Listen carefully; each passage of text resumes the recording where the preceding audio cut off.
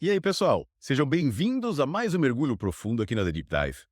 Hoje a gente vai desbravar as ideias de um blog, com a palavra. A palavra. É um nome um pouco diferente, né? É, bem Mas diferente. o conteúdo é bem interessante, tem uma pegada religiosa. O blog se dedica a explorar os ensinamentos bíblicos. Como a gente pode aplicar, né, essas interpretações na nossa vida. E o nome do blog já é tipo, como a palavra, a palavra. Chama atenção. Pronto. E a tagline então? Menos do que nada, para que Cristo seja tudo. Tenho até um nó na cabeça.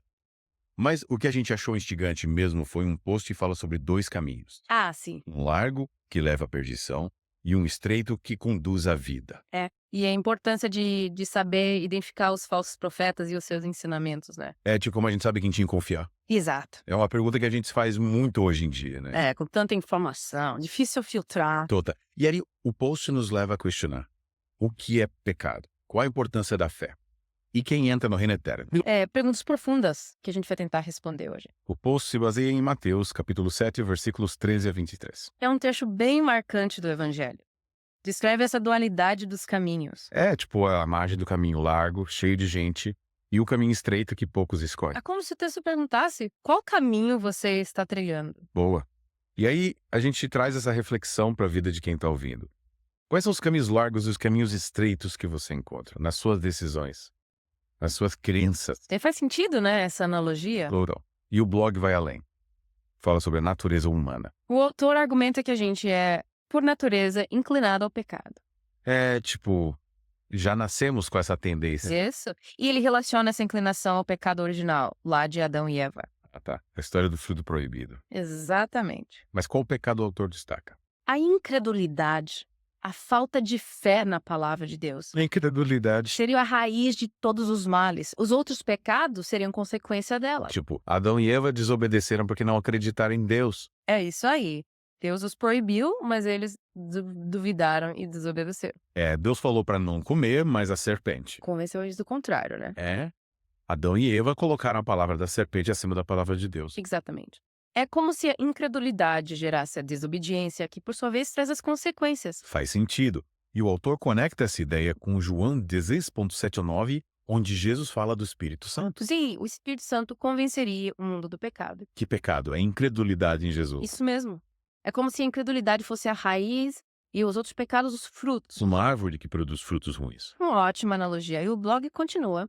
Fala que essa tendência à incredulidade nos leva a confiar mais em nós mesmos. Em vez de confiar em Deus. Confiar no que é tangível, no que a gente vê, em vez daquilo que Deus revela. Tipo, preferimos acreditar no que podemos tocar. Isso. E essa busca por evidências, essa fé em si mesmo, é vista como um desvio do caminho. Do caminho da fé em Deus. Exatamente.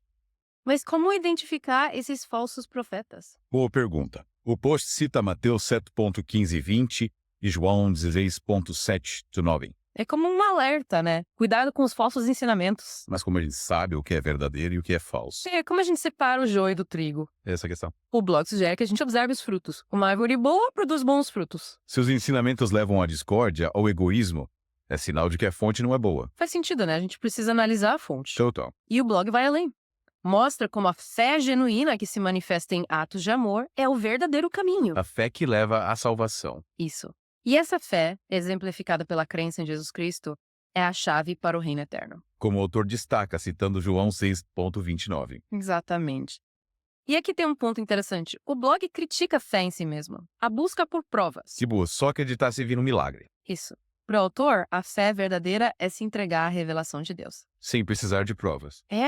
Confiar na palavra dele.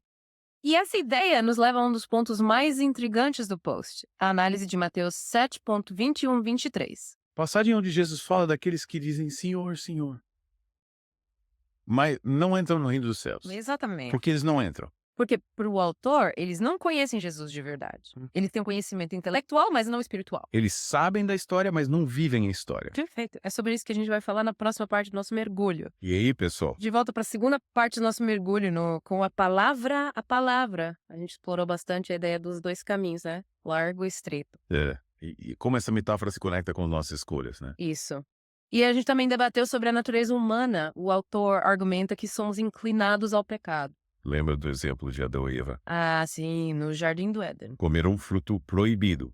porque duvidaram da palavra de Deus. A incredulidade para ele seria a raiz de todos os pecados. Exatamente. A desobediência deles foi consequência da incredulidade. E o autor usa essa ideia para nos alertar sobre os falsos profetas, né? Os falsos ensinamentos. Que podem nos desviar do caminho da verdade. Mas, voltando à ideia do conhecimento espiritual versus intellectual, Assim, o autor usa Mateus 7.21, 23, né? onde Jesus fala daqueles que dizem Senhor, Senhor. Isso. Mas não entram no reino dos céus. Para ilustrar essa diferença, Essa passagem é crucial, né? Para entendermos esse ponto central do blog. para o autor, não basta ter conhecimento sobre Deus, sobre a Bíblia. Os ensinamentos de Jesus, É preciso ter um relacionamento real com ele. baseado na fé, na obediência. Exatamente. Não adianta só conhecer a história. É preciso viver a história. Isso aí. E é aí que entra a questão do conhecimento espiritual. Para o autor, esse conhecimento não é só intelectual, não é só acumular informação. É algo mais profundo? É um conhecimento que se constrói através da experiência, É. da vivência, do relacionamento com Deus. Então não é só ler a Bíblia, ir à igreja. Não se limita a isso. É claro que esses elementos são importantes, mas o conhecimento espiritual vai além. Ter um coração aberto para a voz de Deus, para sua orientação, para sua vontade. Deixar que Deus transforme a sua vida. Isso te guia nas decisões, nas ações, nos relacionamentos. Entendi. Mas como a gente desenvolve esse conhecimento espiritual? O autor dá alguma dica. Eu não dá uma receita pronta, passo a passo. Mas, pelo que ele escreve, a gente pode entender que essa busca se dá através da oração, da leitura da Bíblia, da meditação na palavra de Deus e também a comunhão com outros cristãos, a prática do amor ao próximo. É um processo, né? Continuo. Uma busca constante para se aproximar de Deus, se conectar com Ele, de forma profunda. É uma jornada pessoal, né? Exato. E essa busca, ela pode se manifestar de diversas formas, de acordo com a individualidade de cada um. O importante é ter essa busca, essa abertura para a experiência espiritual. E como a gente sabe, está no caminho certo. Boa pergunta. Como diferenciar o conhecimento espiritual verdadeiro do falso? O autor dá uma dica. Observe os frutos. Uma árvore boa produz bons frutos. Entendi. Se a sua busca por Deus te leva a ser uma pessoa mais amorosa, compassiva, justa, paciente, humilde, É um sinal de que estamos no caminho certo. é um bom sinal. E se a gente ainda tiver dúvidas, se ainda estivermos buscando esse conhecimento O espiritual, blog nos encoraja a perseverar na busca. A fé é um dom de Deus. É confiar nele mesmo quando não entendemos tudo. Mesmo quando a gente enfrenta dificuldades. É buscar a verdade, a luz que nos guia para o caminho da vida eterna. essa busca pode ser desafiadora, né? Sim, mas também é recompensadora. É através dela que a gente encontra o sentido da vida, se conecta com o Criador e experimenta o seu amor. Chegamos à parte final do nosso mergulho, não? Com a palavra. Começamos falando dos dois caminhos, lembra? Largo e estreito. Que nos fazem pensar sobre as escolhas, né? Isso. Depois a gente explorou a natureza humana, a incredulidade como raiz do pecado e a diferença entre conhecimento espiritual e intelectual. Ufa. Bastante coisa, né? É. Mas agora o autor vai além. Quem será recebido por Jesus no reino dos céus?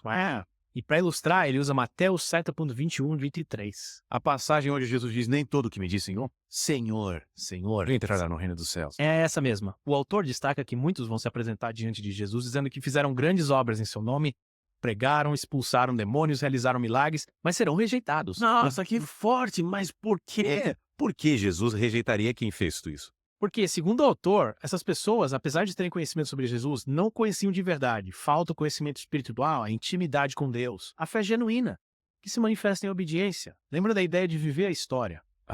Não basta só conhecer. É isso aí. Então não basta fazer coisas em nome de Jesus. É preciso ter um relacionamento real com ele. Exatamente. Baseado na fé, na obediência à sua palavra. O autor cita João 6.29, né? Sim, onde Jesus diz, a obra de Deus é esta, que creiais naquele que ele enviou. Crer em Jesus é a essência da vontade de Deus. E essa crença precisa se refletir na nossa vida, nas atitudes, nas escolhas. Então ele está alertando sobre a hipocrisia de usar uma máscara de religiosidade. Fazer coisas para Deus sem ter um coração sincero. É isso, é um chamado à autenticidade, à sinceridade na fé. Buscar um relacionamento genuíno com Deus, baseado na fé, na obediência e no amor. Olhar para dentro de si, avaliar as motivações, buscar a Deus com sinceridade e permitir que a sua palavra transforme a vida. E como a gente coloca isso em prática? Como saber se estamos no caminho certo? Se vamos ser recebidos por Jesus no reino dos céus? O autor não dá uma fórmula mágica, mas deixa reflexões, examinar o nosso coração, questionar nossas motivações, buscar a Deus com sinceridade e deixar que a sua palavra transforme a nossa vida, viver a fé de forma autêntica, deixar o amor de Deus nos guiar em todas as áreas. Yes, que jornada! Quantas ideias, passagens, reflexões. É verdade. E espero que essa conversa tenha inspirado você a refletir sobre sua fé, buscar um relacionamento mais profundo com Deus, viver de acordo com a sua vontade. É que a gente possa se aproximar mais de Deus a cada dia, trilhando o caminho do amor, da verdade, da justiça. Isso, hein? E com essa mensagem encerramos o nosso mergulho com a palavra. Até a próxima.